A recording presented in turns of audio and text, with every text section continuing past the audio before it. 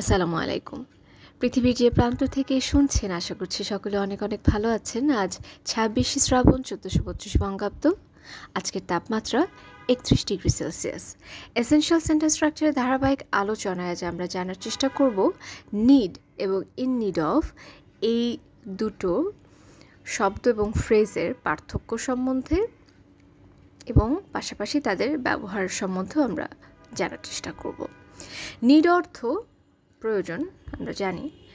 এই শব্দটি একাধারে ভার্ব, নাউন দুটো হিসেবে ব্যবহৃত হতে পারে। উদাহরণ দিয়ে দেখানো যেতে পারে যে ভার্ব হিসেবে যখন আমরা নিড ইউজ করছি সেরকম একটি বাক্য, আই নিড ওয়াটার। অপরদিকে নিড যখন নাউন হিসেবে ব্যবহৃত হচ্ছে তখন বাক্যটা অনেকটা এরকম হয়ে যায় যে water is a basic need. অপরদিকে ইন নিড অফ এটি একটি প্রিপোজিশনাল ফ্রেজ। আমরা যদি এই ফ্রেজ ইউজ করে কোনো বাক্য গঠন করতে চাই তখন এটা হবে এরকম যে the plants are in need of water বা she is in need of help.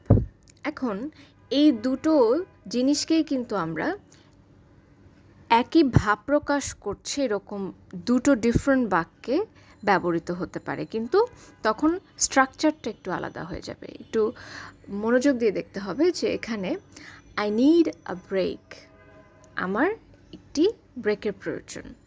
আমি যদি সেম কথা ইন নিড অফ দিয়ে বলি তাহলে আমার বলতে হবে I am in need of a break. তাহলে এখানে ইন তো এসেছে, এটা ফ্রেজের ইন নিড অফ এই জন্য এটা ফ্রেজের অংশ হিসেবে এসেছে।